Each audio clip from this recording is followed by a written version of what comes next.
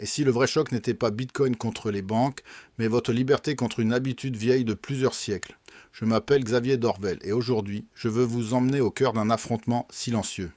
Un affrontement qui ne se voit pas dans la rue, mais dans vos applications bancaires, dans vos virements bloqués, dans vos frais invisibles, dans votre pouvoir d'achat qui fond, pendant que tout semble normal. Depuis toujours, nous avons appris une chose simple. L'argent doit passer par une autorité. Une banque, un système, un intermédiaire, quelqu'un qui valide, quelqu'un qui garde, quelqu'un qui décide. Puis Bitcoin est arrivé, sans demander la permission, sans siège central, sans directeur, sans guichet, sans horaire d'ouverture, et c'est précisément pour cela qu'il dérange, parce que Bitcoin n'est pas seulement une technologie, c'est une question brutale. À qui appartient vraiment votre argent? À vous, ou au système qui le conserve pour vous? Quand vous regardez votre compte bancaire, vous voyez un chiffre, mais ce chiffre n'est pas exactement de l'argent dans votre poche. C'est une promesse. Une promesse que la banque vous doit quelque chose. Une promesse encadrée par des règles. Une promesse qui fonctionne très bien, tant que tout le monde garde confiance. Mais l'histoire financière nous rappelle une chose. La confiance est puissante et fragile. Elle peut tenir pendant des décennies, puis se fissurer en quelques jours. Une rumeur, une crise, une décision politique, un gel temporaire, un plafond de retrait. Et soudain, ce que vous pensiez contrôler vous échappe. Bitcoin a été pensé comme une réponse à cette fragilité. Pas comme une banque plus rapide, pas comme une action à acheter pour devenir riche demain matin, mais comme un réseau qui permet d'envoyer de la valeur sans demander l'autorisation à un centre de contrôle. C'est là que le débat commence. Les banques disent « Nous protégeons l'argent ». Bitcoin répond « Vous pouvez aussi apprendre à le protéger vous-même ». Les banques tout le disent « Nous rendons le système stable ». Bitcoin répond « La stabilité ne doit pas dépendre d'une seule porte d'entrée ». Les banques disent « Nous sommes indispensables ». Bitcoin répond « Peut-être moins qu'avant ». Et vous sentez bien que ce débat dépasse la finance. Il touche à la psychologie, à la peur, à l'habitude, au confort. Parce qu'une grande partie du monde ne veut pas vraiment être libre financièrement. Elle veut surtout être rassurée. Elle veut que quelqu'un d'autre prenne la responsabilité. Elle veut un numéro à appeler, un conseiller, une institution, une façade en marbre, un logo connu. Et je comprends cela. La liberté totale fait peur. Quand vous détenez vous-même vos bitcoins, il n'y a pas de bouton magique, il n'y a pas de service client qui annule une erreur. Il n'y a pas de conseiller qui retrouve une phrase de récupération perdue. Cette autonomie est une force, mais c'est aussi une responsabilité. Et c'est pour cela que beaucoup de gens critiquent Bitcoin sans vraiment parler de Bitcoin. Ils critiquent la peur de devoir devenir responsable. Ils critiquent l'idée de sortir d'un système qui pense à leur place. Ils critiquent le vertige de la souveraineté. Dans le trading, je vois exactement la même chose. Beaucoup de personnes veulent les gains, mais très peu acceptent les règles. Elles veulent la liberté du marché, mais pas la discipline. Elles veulent acheter bas, vendre haut et dormir tranquille. Mais le marché ne récompense pas les rêves. Il récompense la lucidité. Bitcoin, comme le trading, vous met face à vous-même. Votre impatience, votre cupidité, votre peur de rater une opportunité, votre besoin de validation, votre tendance à acheter quand tout le monde crie victoire et à vendre quand tout le monde panique. Et c'est ici que la différence entre Bitcoin et les banques devient fascinante. La banque vous protège souvent de votre propre erreur, mais elle vous enferme aussi dans ses limites. Bitcoin vous donne un espace ouvert, mais il ne vous protège pas de votre ignorance. Alors la vraie question n'est pas « Bitcoin va-t-il remplacer les banques ?» La vraie question est « Êtes-vous prêt à comprendre ce que vous utilisez ?» Parce que si vous ne comprenez pas l'argent bancaire, vous dépendez du système. Et si vous ne comprenez pas Bitcoin, vous dépendez de vos émotions. Dans les deux cas, vous n'êtes pas libre. Vous êtes simplement attaché à une autre forme de dépendance. Regardons les choses simplement. Une banque fonctionne comme un gardien. Vous déposez votre argent. Elle le conserve, l'utilise, le prête, le fait circuler. En échange, elle vous donne accès à des services, cartes, virements, crédits, épargne, assurance. C'est pratique, très pratique. Et c'est justement pour cela que le système bancaire domine. La majorité des gens ne cherchent pas une révolution. Ils cherchent quelque chose qui marche. Mais ce confort a un prix. Frais, délai, contrôle, conditions, restrictions, inflation. Et parfois une dépendance totale à des décisions que vous ne pouvez ni voter, ni modifier, ni empêcher. Bitcoin propose autre chose. Un registre public, un réseau mondial, une quantité limitée, des transactions vérifiables, une règle connue à l'avance. Personne ne peut créer arbitrairement des millions de bitcoins pour sauver une institution mal gérée. Personne ne peut changer facilement les règles sans l'accord économique du réseau. Et cette rareté programmée attire beaucoup d'attention. Surtout dans un monde où les monnaies classiques peuvent être créées en grande quantité. Mais attention, rareté ne veut pas dire hausse garantie. C'est une erreur fréquente. Un actif peut être rare et rester volatile. Un actif peut être révolutionnaire et traverser des baisses violentes. Un actif peut avoir un immense potentiel et détruire les impatients en chemin. Voilà pourquoi je veux que vous gardiez une idée en tête. Bitcoin n'est pas une baguette magique, c'est un outil. Et comme tout outil puissant, il peut construire ou blesser. Tout dépend de la main qui l'utilise. Si cette vidéo vous aide à voir plus clair, prenez une seconde pour vous abonner, liker et surtout commenter votre avis. Dites-moi si vous pensez que Bitcoin est une menace pour les banques, ou plutôt une évolution naturelle du système. Votre commentaire m'aide à comprendre vos questions et à préparer des analyses encore plus utiles pour vous. Maintenant, revenons au cœur du sujet.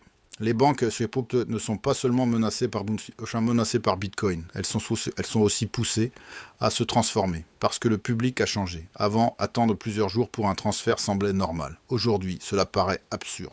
Avant, payer des frais élevés pour envoyer de l'argent à l'étranger semblait inévitable. Aujourd'hui, cela paraît discutable. Avant, avoir besoin d'un intermédiaire pour tout semblait rassurant. Aujourd'hui, cela peut sembler lourd. Bitcoin a déplacé les attentes. Même ceux qui ne l'utilisent pas bénéficient parfois indirectement de cette pression.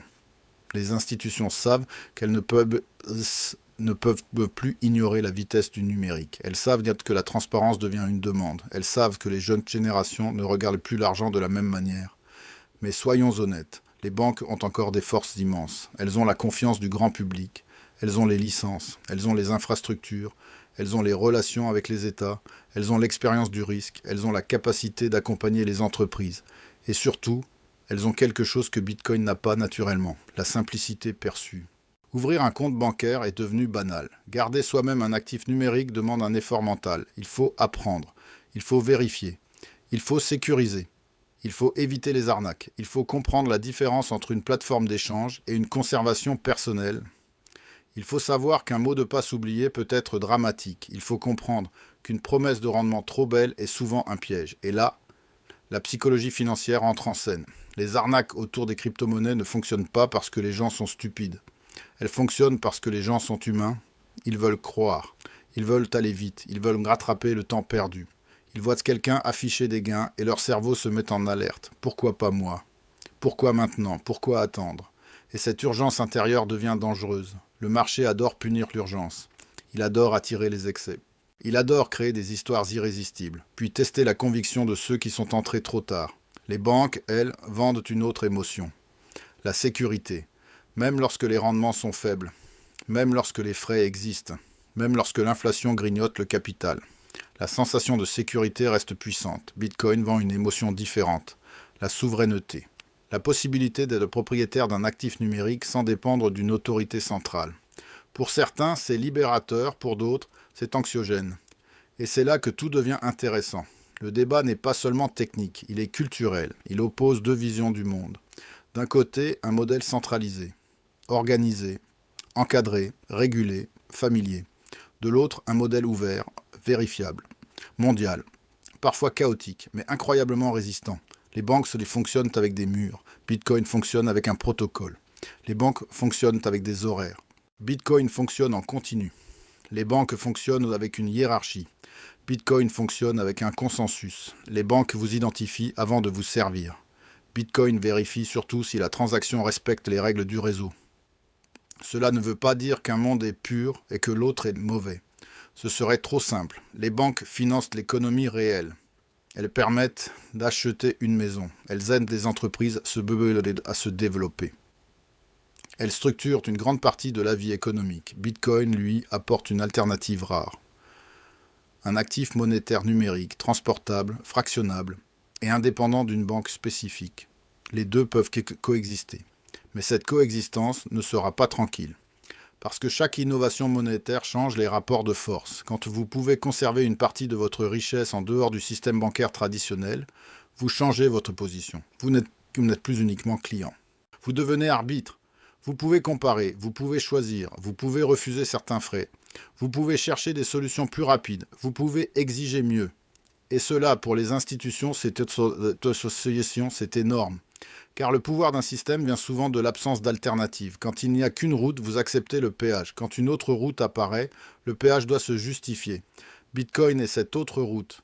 Pas parfaite, pas toujours confortable, pas sans danger, mais réelle, et plus cette route existe, plus le système traditionnel doit s'améliorer. Il doit devenir plus transparent, plus rapide, plus compétitif, plus respectueux de l'utilisateur, sinon une partie du public cherchera ailleurs. Mais ne tombez pas dans le piège de la guerre totale. Dire que Bitcoin va supprimer toutes les banques demain est une vision spectaculaire, mais trop simpliste. Les banques ne disparaissent point, mais serait-ce pas simplement parce qu'une technologie existe. Elles s'adaptent, elles absorbent, elles régulent, elles collaborent, elles intègrent. Elles changent parfois de façade, mais conservent leur influence. Le vrai changement pourrait être plus subtil. Les banques pourraient devenir moins centrales dans certaines fonctions. La conservation de valeur, les paiements internationaux, l'accès à des actifs numériques, la transparence des règlements. La concurrence pourrait venir non pas d'un remplacement brutal, mais d'une érosion progressive. Comme une falaise. Chaque vague semble petite. Puis un jour, le paysage a changé. Et vous vous demandez comment cela a pu arriver. C'est souvent comme cela que les révolutions financières avancent. Pas toujours dans un grand fracas. Parfois, elles avancent dans les habitudes. Une personne achète une petite fraction de Bitcoin. Puis elle apprend à le transférer. Puis elle comprend la conservation. Puis elle explique à un ami. Puis une entreprise l'ajoute à sa trésorerie. Puis un service l'intègre. Puis un pays se pose la question. Puis une génération entière grandit avec cette idée. L'argent peut exister autrement. Et à ce moment-là, le débat a déjà changé de terrain. La banque n'est plus le seul horizon mental, c'est cela, la vraie puissance de Bitcoin. Il oblige chacun à repenser une évidence. L'argent n'est pas neutre, l'argent est une architecture de pouvoir. Celui qui contrôle les rails du paiement contrôle beaucoup plus qu'un simple transfert. Il contrôle la vitesse, l'accès, la permission, la censure possible, le coût, la traçabilité, la dépendance. Bitcoin ne supprime pas tous ces sujets, mais il les rend visibles, il force la conversation. Il montre qu'un autre modèle peut fonctionner pendant des années, sans direction centrale, sans pause, sans fermeture du week-end. Et même ces crises deviennent des leçons. Quand le prix chute, on découvre qui spéculait sans comprendre. Quand une plateforme échoue, on redécouvre l'importance de ne pas confondre Bitcoin avec les entreprises autour de lui. Quand une vague d'euphorie arrive, on comprend que la technologie ne protège pas contre la folie collective. C'est pour cela que je répète souvent une chose, le plus grand risque dans Bitcoin, ce n'est pas seulement la volatilité. C'est l'ignorance. Acheter sans comprendre, stocker sans vérifier, suivre sans réfléchir, croire sans gérer le risque. Voilà ce qui détruit les portefeuilles, pas seulement les marchés. Si vous voyez Bitcoin comme un ticket de loterie, vous allez réagir comme un joueur. Si vous le voyez comme un sujet d'étude, vous allez progresser comme un investisseur. Et cette différence change tout. Un joueur cherche l'excitation. Un investisseur cherche la clarté. Un joueur demande « Combien puis-je gagner rapidement ?» Un investisseur demande « Combien puis-je perdre si j'ai tort ?» Un joueur suit le bruit. Un investisseur construit une méthode. Dans la confrontation Bitcoin contre les banques, votre meilleure arme n'est pas la colère. C'est la compréhension. Comprendre pourquoi les banques existent. Comprendre pourquoi Bitcoin attire. Comprendre les risques des deux mondes. Comprendre que votre argent mérite mieux que des réflexes automatiques. Il ne s'agit pas de tout mettre d'un côté. Il s'agit de ne plus être passif. Vous pouvez utiliser une banque, vous pouvez étudier Bitcoin, vous pouvez diversifier vos outils. Vous pouvez garder une partie liquide, vous pouvez sécuriser vos actifs. Vous pouvez apprendre progressivement. Vous n'avez pas besoin de devenir extrême pour devenir plus libre. Vous avez besoin de devenir conscient. Et cette conscience commence par une question simple. Si demain votre banque limitait certains services, que feriez-vous ? Si demain Bitcoin chutait fortement, sauriez-vous pourquoi vous en détenez ou vendriez-vous sous panique ? Si demain une nouvelle crise monétaire apparaissait, auriez-vous un plan ou seulement des opinions ? Ces questions ne sont pas confortables, mais elles sont nécessaires. Parce que la finance ne pardonne pas l'aveuglement longtemps. Elle peut laisser croire que tout va bien. Puis elle présente la facture. Et souvent, la facture arrive au pire moment. C'est pourquoi je vous invite à ne pas regarder Bitcoin comme un simple duel médiatique. Regardez-le comme un miroir. Il reflète notre rapport au contrôle, à la peur, à la confiance, à la responsabilité, à l'avenir. Les banques représentent seulement la continuité. Bitcoin représente la rupture. Mais l'avenir ne choisit pas toujours un seul camp. Il mélange, il teste, il sélectionne. Il garde ce qui fonctionne. Il abandonne ce qui devient trop lourd. Peut-être que demain, les banques utiliseront davantage des technologies inspirées de la blockchain. Peut-être que Bitcoin restera surtout une réserve de valeur numérique pour certains. Peut-être que de nouveaux services créeront des ponts entre les deux mondes. Peut-être que la régulation changera profondément la manière dont nous utilisons les crypto-monnaies. Personne ne peut le savoir avec certitude. Et méfiez-vous de ceux qui prétendent connaître l'avenir avec une précision parfaite. Sur les marchés, la certitude absolue est souvent un costume porté par l'ignorance. Le rôle d'un investisseur sérieux n'est pas de deviner chaque mouvement, c'est de se préparer à plusieurs scénarios. Si Bitcoin monte, avez-vous un plan? S'il baisse, avez-vous un plan? S'il stagne longtemps, avez-vous un plan? Si les banques intègrent massivement les actifs numériques, avez-vous compris les conséquences? Si les États durcissent les règles, savez-vous ce que cela change? Cette approche est moins spectaculaire, mais elle est beaucoup plus solide. Et elle protège votre mental, car la psychologie financière est le véritable champ de bataille. Le marché peut vous faire croire que vous êtes un génie pendant une hausse, puis vous rappeler brutalement que l'euphorie n'est pas une stratégie. Les banques peuvent vous faire croire que l'inertie est sans risque, puis l'inflation peut vous montrer que ne rien faire est aussi une décision.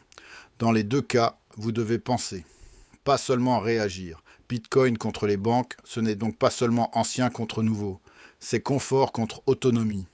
Habitude contre apprentissage, permission contre responsabilité, stabilité apparente contre transparence radicale.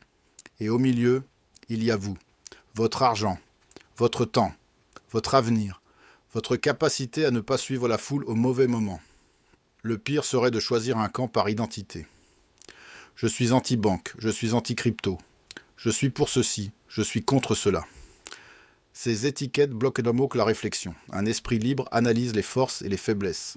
Il ne transforme pas un outil financier en religion. Bitcoin mérite d'être étudié sérieusement. Les banques méritent d'être comprises lucidement. Et vous méritez de ne pas être manipulé par la peur ni par l'euphorie. Alors, voici ma conclusion. Bitcoin ne tue pas forcément les banques, mais il tue une idée. L'idée que les banques sont l'unique manière d'organiser la confiance, et ça c'est déjà énorme. Parce qu'à partir du moment où une alternative crédible existe, le citoyen devient plus exigeant, l'investisseur devient plus curieux, le système devient plus obligé de se justifier. Et même si vous ne possédez aucun bitcoin, vous vivez déjà dans un monde modifié par son existence. Un monde où la question de la souveraineté financière revient au centre. Un monde où la confiance ne se donne plus automatiquement. Un monde où chacun peut apprendre à vérifier. La prochaine grande bataille ne sera peut-être pas de savoir si Bitcoin remplace les banques. Elle sera de savoir qui contrôle votre accès à l'argent numérique. Vous, une banque, une plateforme, un État, un protocole ou un mélange de tout cela. Et cette bataille commence maintenant, dans votre manière de vous informer, dans votre manière d'investir, dans votre manière de sécuriser, dans votre manière de penser le risque. Ne laissez personne décider à votre place sans comprendre, ni une banque, ni un influenceur, ni une tendance, ni une peur passagère. Apprenez, comparez, questionnez et surtout, gardez votre calme. Car dans le monde de Bitcoin comme dans celui des banques, celui qui panique perd souvent son pouvoir. Celui qui comprend gagne du temps. Et celui qui gagne du temps peut construire. Dans la prochaine vidéo, nous irons encore plus loin. Nous verrons pourquoi la rareté de Bitcoin fascine autant, pourquoi elle ne garantit pas tout, et comment elle peut changer votre manière de voir l'argent pour toujours.